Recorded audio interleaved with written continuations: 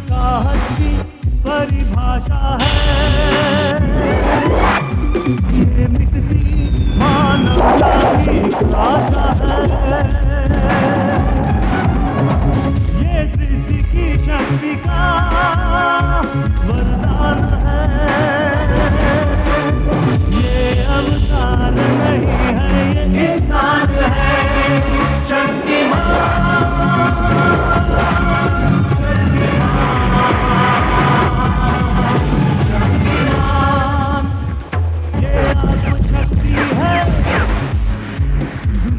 बदल सकती है, फूलों में ढल सकती है, शोरों से डर सकती है।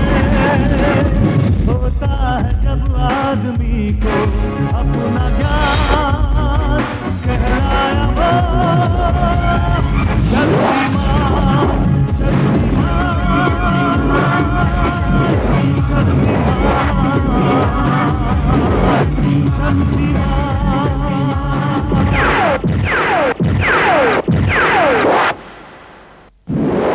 इस कहानी के सभी पात्र और घटनाएं काल्पनिक हैं, जिसका किसी भी व्यक्ति या घटना से कोई संबंध नहीं है। यदि किसी घटना के साथ इसकी समानता होती है तो इसे मात्र एक संयोग कहा जाएगा। बचाओ! बचाओ! दादाजी को बचाओ! दादाजी को बचाओ! रंजीत सिंह ने हमारे घर पे आग लगा दी है। कोई बचाओ! बचाओ! बचाओ! बचाओ! बचाओ!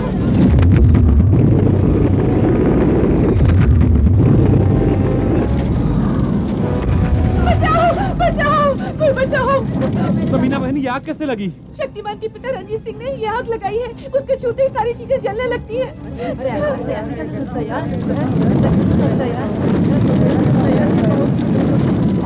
ये कौन आया अंदर से? अरे यही है वो रंजीत सिंह जिसने हमारे घर को आग लगाई है।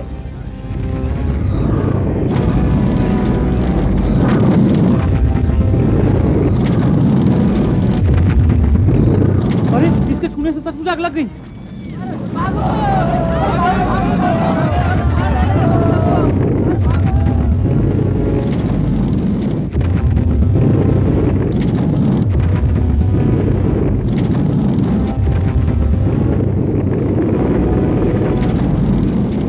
शक्तिमान के पिता रंजीत सिंह का रूप बनाकर डाकोड़ा शक्तिमान को ढूंढने शहर की सड़कों पर निकल पड़ा। हाँ तो बहनों और भाइयों, आ गया आपके शहर में चंद्रकला दंत मंजन। लीजिए अनोखा दंत मंजन, चमकता दंत मंजन इस्तेमाल कीजिए और दांतों को चांदनी की तरह चमकाइए। तो लीजिए बहनों और भाइयों, चंद्रकला दंत मंजन, अनोखा दंत मंजन, पेश है चमकता दंत मंजन। इस्तेमाल कीजिए और दांतों को चांदनी की।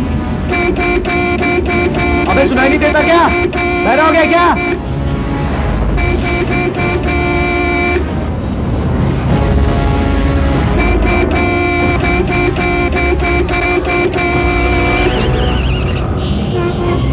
किनारे होकर चला करो बाबा, मरने का इरादा है क्या?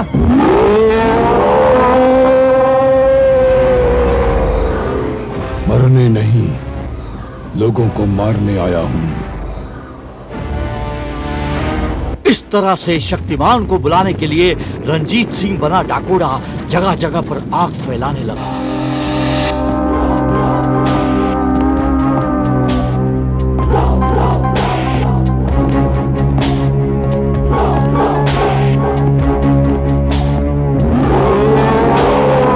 रंजीत सिंह!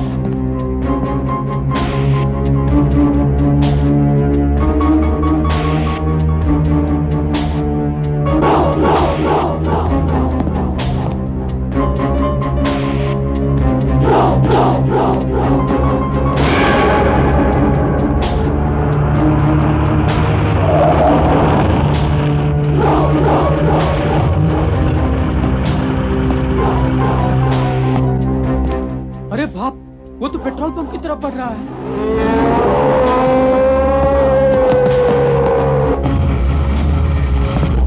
लगता है जलाएगा। अरे बाप, भाग, जलाएगा, भाग, जल्दी भाग, भाग।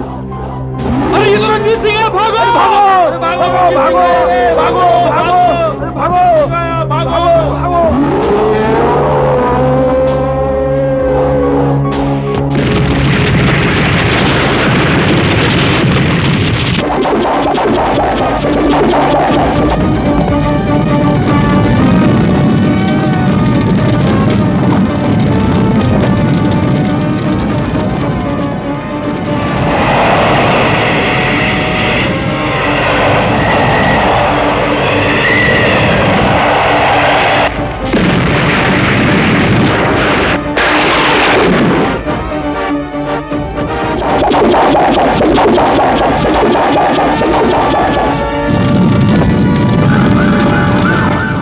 यहीं कहीं होगा, उसे ढूंढ निकालना बहुत जरूरी है।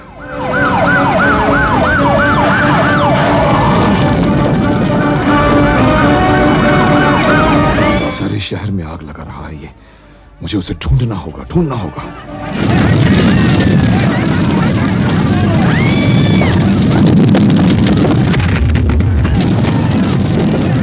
वो रहा रणजीत सिंह।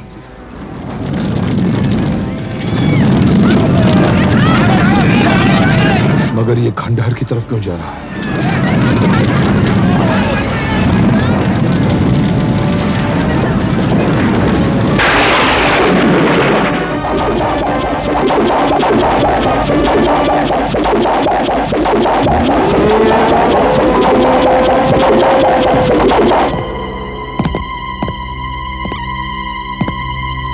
रुक जाओ रणजीत सिंह।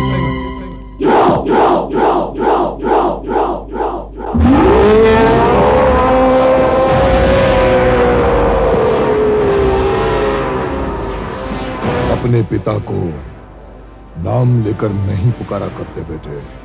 शक्तिमान को बहुत मुश्किल हुई थी उसका सामना करने में। पहली बार तो अपने पिता के रूप में देखकर आत्मविश्वास डगमगा गया था शक्तिमान का।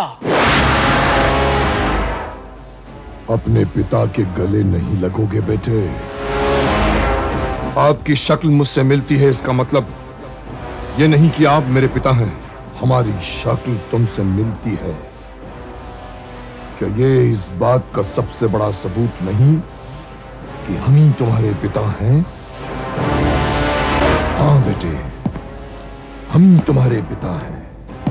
रंजीत सिंह, जिससे बरसों पहले जुदा कर दिया था तुम्हें सूर्यांशियों ने, चुरा कर ले गए थे तुम्हें। चुरा कर? हाँ, चुरा कर। क्योंकि वो जानते थे कि हम शक्तिशाली हैं और हमारा बेटा यानी कि तुम भी हमारी तरह ही शक्तिशाली बनोगे। और उन्हें जरूरत थी एक ऐसे शक्तिशाली इंसान की जो उनका मोहरा बनकर उनके लिए लड़ सके। और उन्होंने तुम्हें अपना मोहरा बना ही लिया बेटे। जिसे अंधेरे का योद्धा बनना था, उसे रोशनी का रहनुमा बना दिया उन्होंने। नहीं नहीं, झूठ है ये, झूठ है ये, यही सच है बेटे। चलो बेटे, चलो चलो, हमारे साथ चलो, चलो। शक्तिमान के आत्मविश्वास को डिगाना इतना आसान नहीं था। खुद पर काबू पा लिया उसने और भिड़ गया डाकोड़ा से। ये इसका असली रूप नहीं हो सकता। कौन हो तुम?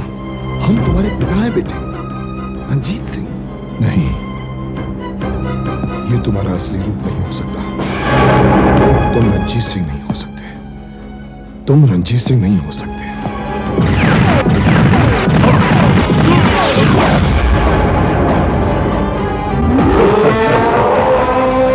मैं डाकोड़ा हूँ। रंजीत सिंह बनकर मुंह में फंसाना चाहता था तुम्हें, ताकि तुम अंधेरे का गुलाम बन सको।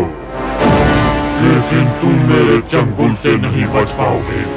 मेरा मकसद अब भी वही है, जब तक तुम शैतान नहीं बन जाते मैं सारे शहर को चलाते रहूंगा।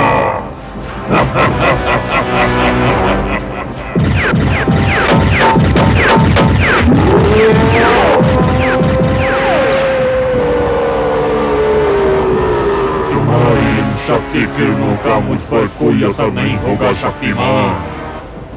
तुम्हारी ये शक्ति किरणें सिर्फ मेरे छद्म रूप को ही खत्म कर सकती हैं। मैं चला शहर को जलाकर राख करने। तू मुझे नहीं रोक सकता शक्तिमान, नहीं रोक सकता।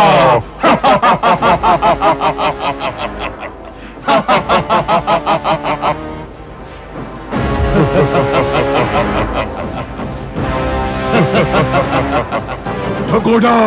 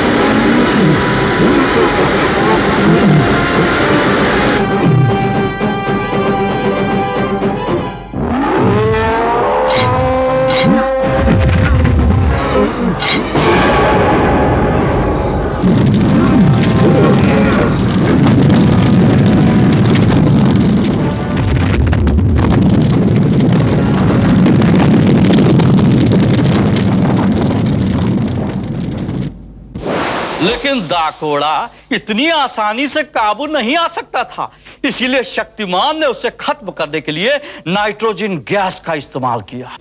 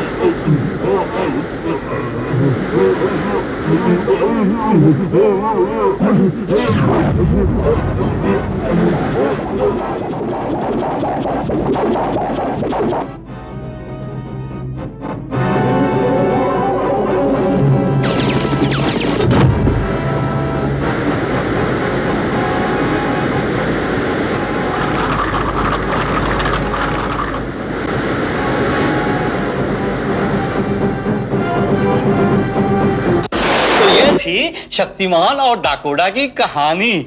आप लोग इसका स्केचिंग का काम शुरू कर दीजिए। Don't worry Sudhanshu ji, we will start it right away. Thank you.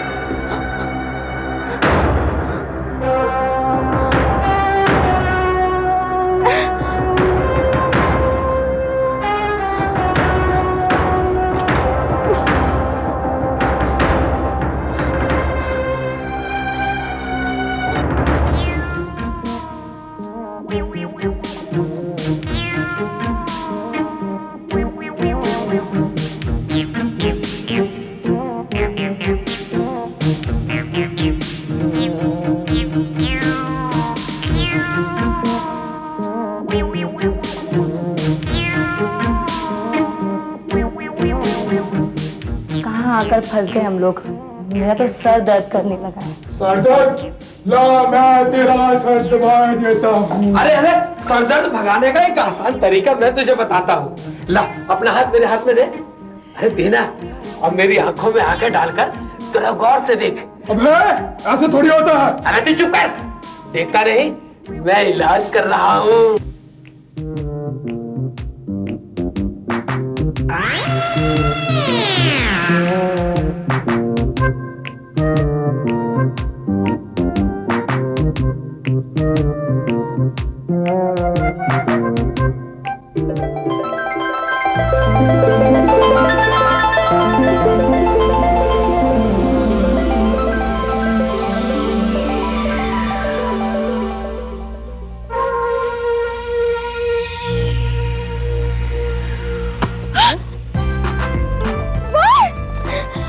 Gita दीदी, सब लोग यहाँ जल्दी आओ। ये तो शक्तिमान की फ्रेंड है। मैंने इसे टीवी पर देखा है। और मेरी गेंद? चुप कर, तुझे गेंद की पड़ी है। हाय गीता आंटी। तुम लोग मुझे पहचानते हो? और नहीं तो क्या, आपको तो इंडिया के सारे लोग पहचानते हैं। आप हमसे दोस्ती करेंगी? अगर मुझे अपनी बॉल के साथ खेलने दोगे तो। खिला लेने, साथ में मेरी गेंद भी अपन मिल जाएगी। हाँ, चलो चलो चलो।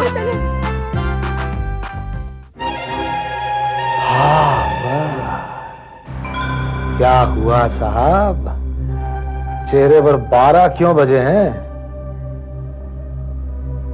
आग में घी डाल रहे हो डॉक्टर। ओह, शायद क्लोन से कोई खास इंफॉर्मेशन नहीं निकाल पाए हो तुम।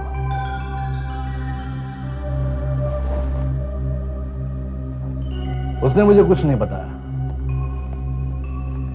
मैंने उसे उसकी मौत के बारे में बताया, फिर भी उसने मुझे कुछ नहीं बताया। तुम्हारे पूछने का स्टाइल ही इतना बेकार है कि बताने वाला भी नहीं बताएगा। ओवर स्मार्ट मत बनो doctor, don't be over smart. और हाँ, मैंने उसे अपनी जिंदगी से कट आउट कर दिया है, क्योंकि अब वो हमारे किसी काम की नहीं रही। ये तुमने अच्छा नहीं किया, वो हमारे लिए प्रॉब्लम बन सकती है, उसे मार देना चाहिए था। तुम ये भूल रहे हो डॉक्टर कि सिर्फ 2 दिन की जिंदगी उसकी बाकी है। वो हमारा कुछ नहीं बिगाड़ सकती। उससे बेहतर ये होगा कि तुम असली गीता के बारे में सोचो। तुमने तो मुझसे ये कहा था कि वो पत्नी बनी मेरा इंतजार कर रही होगी। डॉक्टर जयकॉल, किसी भी तरह से उसे काबू में करो, वरना रोग का पिटारा नहीं खुलेगा। रोग का पिटारा खुलेगा, बहुत जल्द खुलेगा। गीता के हाथों खुलेगा। सिर्फ हाथ गीता के होंगे और ताकत होगी मेरी।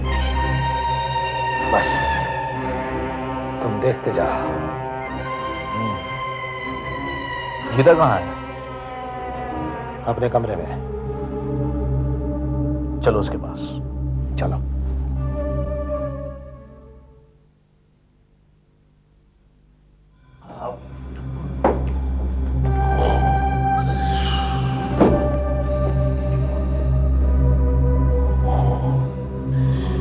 देख रहे हो बेवकूफो, सब सो रहे हो। सबकी किताब दे रहे, अच्छी पहरेदारी कर रहे हो तुम। चलो डॉक्टर।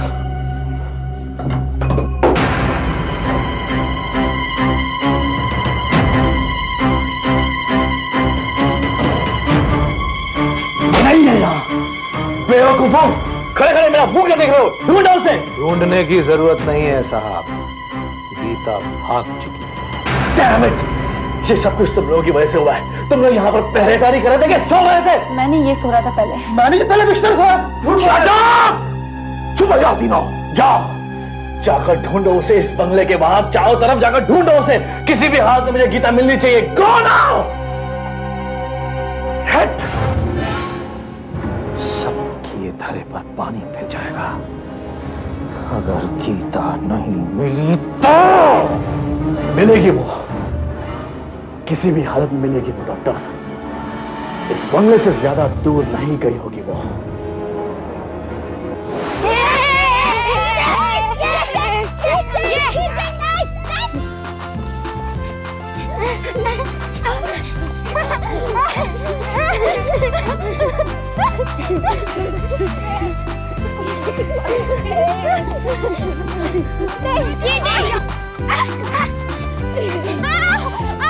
मैं मारूंगी, मैं मारूंगी।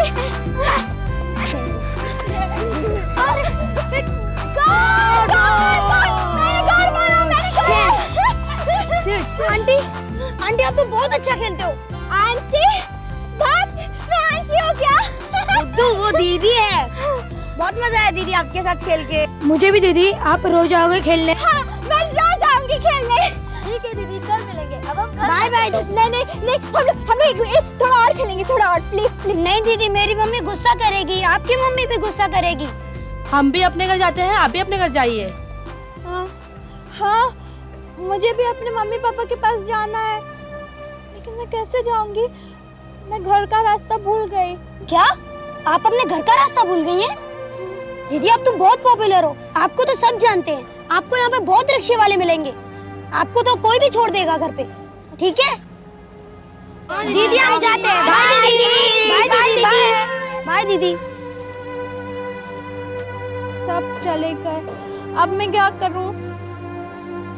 वो लोग ने कहा कि रिक्शे वाले को मेरे घर का रास्ता मालूम होगा। मैं घर जाऊंगी और फिर मम्मी पापा के साथ रहूंगी। अच्छा किया जो चुड़ैल को उधर भेज दिया, तेरी वजह से सब गड़बड़ हो जाती। अबे मेरी वजह से क्यों गड़बड़ हो जाती है? बकवास करता है तू। हाँ ही गड़बड़। चल।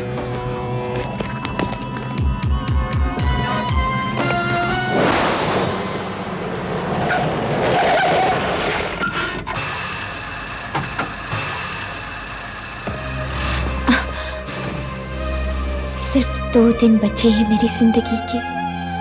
अगर पहले ही पता होता तो मैं शक्तिमान से कभी नहीं कहती कि मैं उससे प्यार करती हूँ।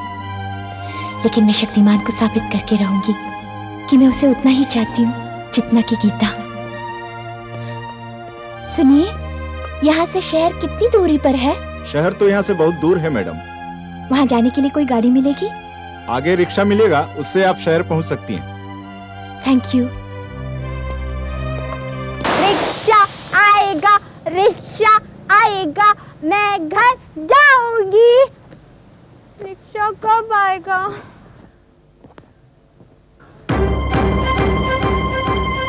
रिक्शा कब आएगा?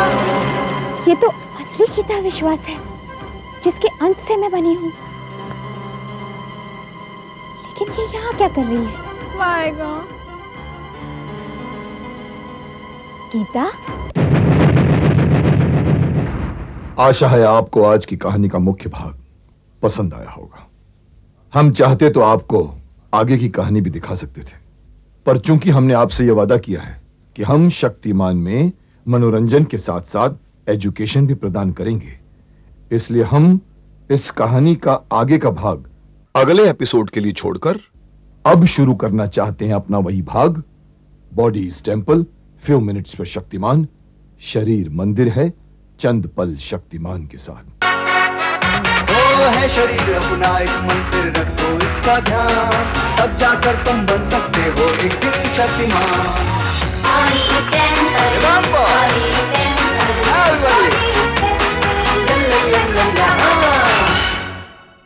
आज का टॉपिक आइज अर्थात आंखें, भाग दूसरा।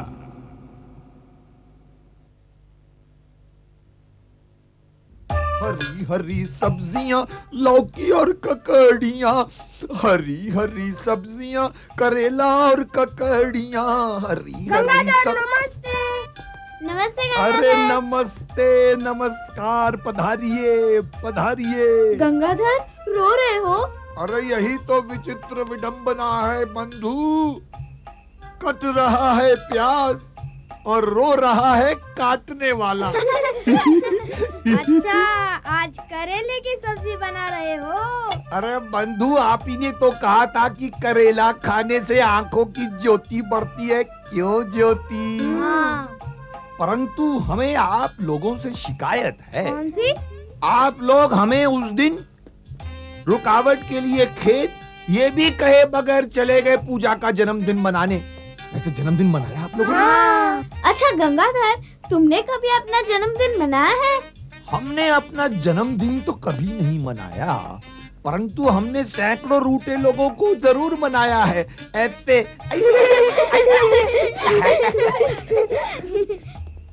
पर आप लोग आज हमें बता ही दीजिए कि दो दो आंख होते हुए भी हमें एक वस्तु एक ही क्यों दिखाई देती है? बताते हैं, पहले तुम बताओ।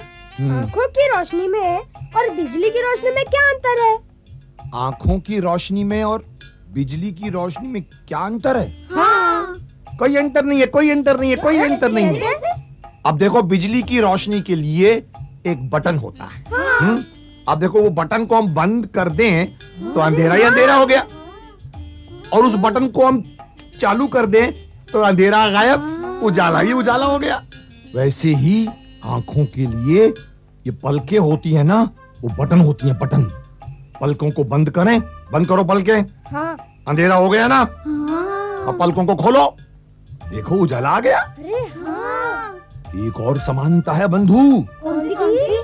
बिजली के लिए सरकार के खाते में बिल भरना पड़ता है हमें, और अगर हमने बिजली का बिल नहीं भरा तो बिजली वाला चला आता है घर में और बिजली काट देता है और अंधेरा छा जाता है। वैसे ही आंखों की रोशनी के लिए पेट में बिल भरना पड़ता है। बिल? अरे भाई, खाना। अगर हम खाना नहीं भरेंगे पेट के अंदर तो पेट भूखा रह जाएगा और हमारी आंखों के सामने अंधेरा छा जाएगा। अरे भाई, कहाँ हो राजू? परंतु अब बहुत हो गया बंधु, बहुत हो गया। अब हमें बताइए आप लोग कि दो दो आंखें होते हुए भी हमें एक कांटा क्यों दिखाई देता है? हम क्या बताएं, शक्तिमान की सुन लो। तो फिर सुनाओ। वो बता रहे थे, अगर विज्ञान की दृष्टि से देखा जाए दोस्तों, तो हमारी एक आंख 135 डिग्री का क्षेत्र ही देख पाती है। इसका मतलब दो आंखें 270 डिग्री देखती है? नहीं, हमारी दो आंखें 180 डिग्री का क्षेत्र ही देख पाती हैं। ये तो कमाल की बात है। एक और बात सुनो, हमारी बाईं आंख किसी भी वस्तु के दाएं भाग को स्पष्ट देख सकती है, और हमारी दाईं आंख किसी भी वस्तु के बाएं भाग को स्पष्ट देख सकती है। क्या बात है! इस तरह से हमारी हर आंख किसी भी वस्तु के अलग अलग स्पष्ट चित्र खींचती है। इसके बावजूद हमारी आंखों के सामने आई हुई कोई भी चीज हमें दो दो नहीं दिखती, बल्कि वो एक ही दिखाई देती। वो क्यों? क्योंकि हमारे दृष्टि स्नायु उन दो चित्रों को एक ही बिंदु पर लेकर आते हैं, इसलिए हमारा दिमाग एक ही चित्र देखता है ना कमाल की बात? वाव! समझे गंगाधर, शक्तिमान हमें आंखों के बारे में कितनी सारी बातें बता के गया है। वो तो आप लोग जाने, हमें थोड़ी बता कर गया है शक्तिमान भैया। चिंता क्यों करते हो गंगाधर, तुम भी सुन लो। सुनाओ। ये मत समझो ज्योति के चलती गाड़ी में कुछ पढ़ने से ही आंख खराब होती है। फिर? बहुत ज्यादा तेज रोशनी में भी नहीं पढ़ना चाहिए। लेकिन ये कैसे हो सकता है? जब कम रोशनी में पढ़ने से आंखें खराब हो सकती हैं, तब तो तेज रोशनी में ही पढ़ना चाहिए। नहीं, बहुत तेज रोशनी भी हमारी आंखें बर्दाश्त नहीं कर पाती, इसलिए हो सके तो दिन के उजाले में पढ़ना चाहिए या फिर रात को दुधिया रोशनी में पढ़ना चाहिए। मैं अपनी सहेली को समझाऊंगी, वो बहुत तेज रोशनी में पढ़ती है। गुड। और मैं भी उन बच्चों को समझाना चाहूंगा जो बहुत ज्यादा टीवी देखते हैं। बहुत ज्यादा टीवी देखने से भी आंखें खराब हो सकती हैं। इसका मतलब मैं टीवी बिल्कुल ना देखूं? नहीं नहीं, टीवी अवश्य देखो। टीवी ज्ञानवर्धक भी होता है और टीवी मनोरंजन का साधन भी होता है, लेकिन ये नहीं कि टीवी दिन भर देखते रहो। टीवी जिंदगी का पर्याय नहीं हो सकता। ये नहीं कि सुबह टीवी के सामने जाकर बैठ जाओ और रात को ही उठो। फिर कुछ चंद मनपसंद अपने प्रोग्राम्स तय कर लो। जब वो टीवी पर आए तब जाकर टीवी के सामने बैठो और बाकी समय में खेलो, कूदो, पढ़ो और अपना होमवर्क करो। एक बात और, टीवी के बहुत नजदीक भी नहीं बैठना चाहिए, क्योंकि उसके अंदर से एक तरह की किरणें निकलती हैं जो हमारी आंखों को खराब कर सकती हैं। इसीलिए अपनी सुविधा के अनुसार घर में टीवी से जितना भी दूर हो सके बैठकर टीवी देखो। ठीक है शक्तिमान, अब मैं टीवी दूर से देखूंगा। गुड।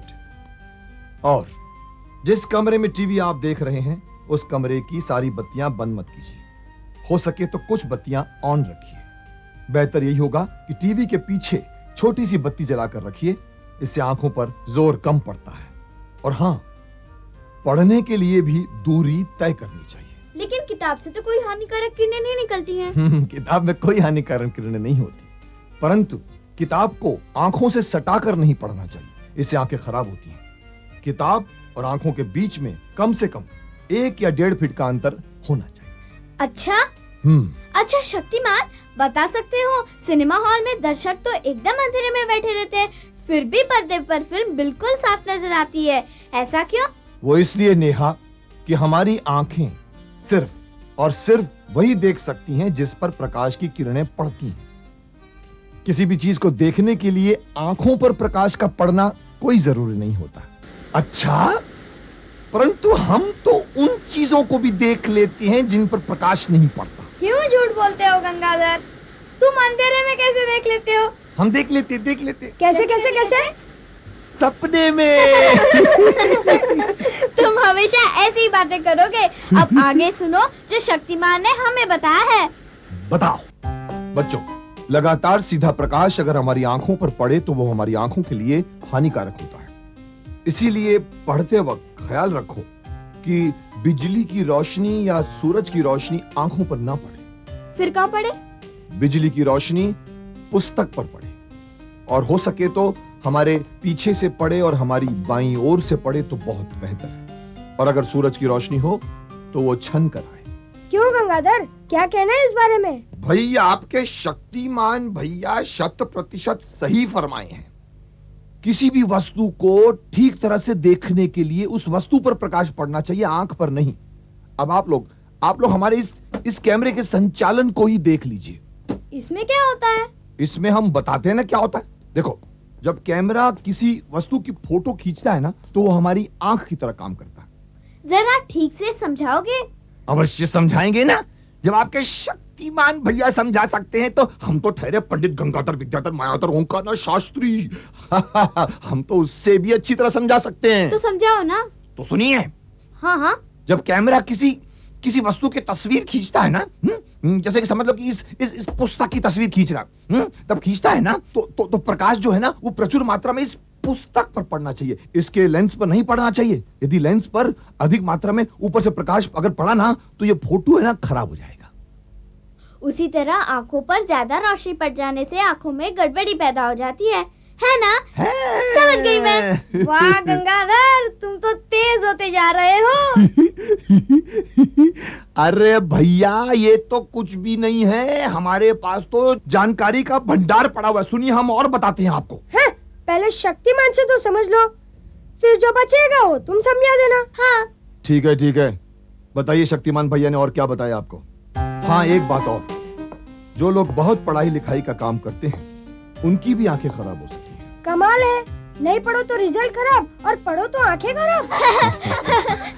नहीं राजू, पढ़ने से आंखें खराब नहीं होती, उल्टा ना पढ़ने से तो जिंदगी ही खराब हो सकती है। अच्छा? जिस तरह से पोलियो और टेटनस को रोकने के लिए टीके लगाए जाते हैं, उसी तरह से हिंसा को रोकने के लिए एजुकेशन यानी शिक्षा का टीका सर्वोत्तम है।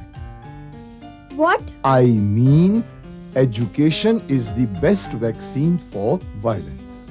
इसीलिए शिक्षा तो करनी ही चाहिए, परंतु लगातार कई घंटों एक ही जगह पर टकटकी बांधकर पढ़ते रहने से आंखें कमजोर हो सकती हैं। तो आँखों को कमजोर होने से बचाने का कोई रास्ता है? हाँ है ना।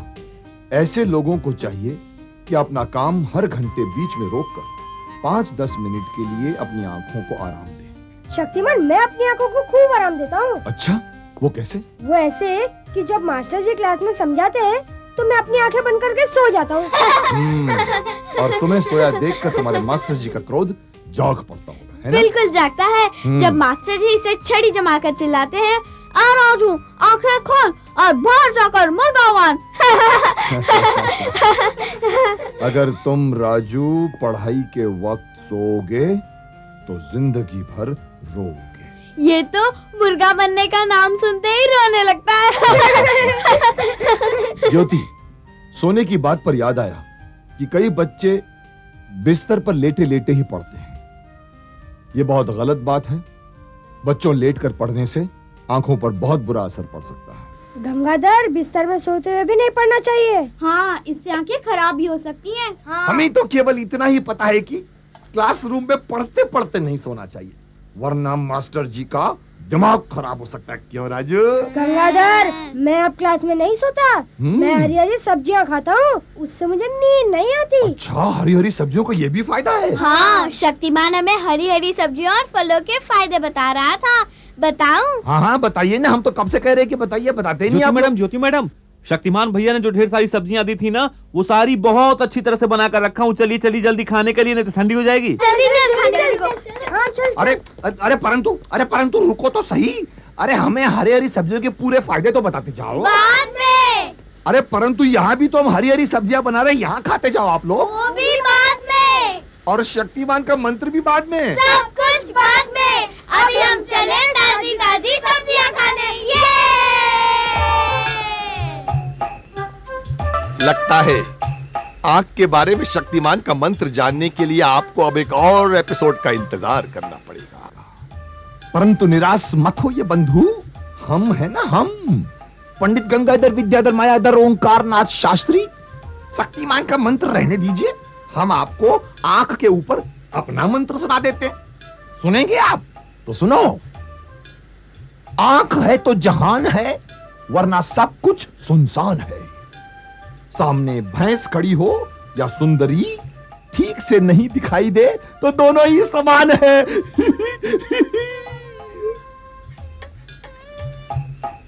शक्तिमान का मंत्र जानने के लिए एक एपिसोड का इंतजार कीजिए।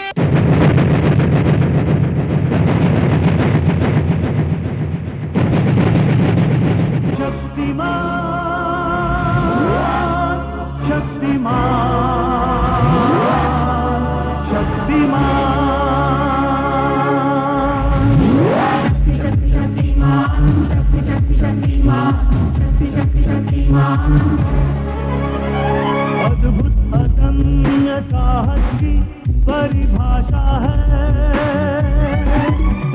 ये, मिटती मानवता की एक आशा है।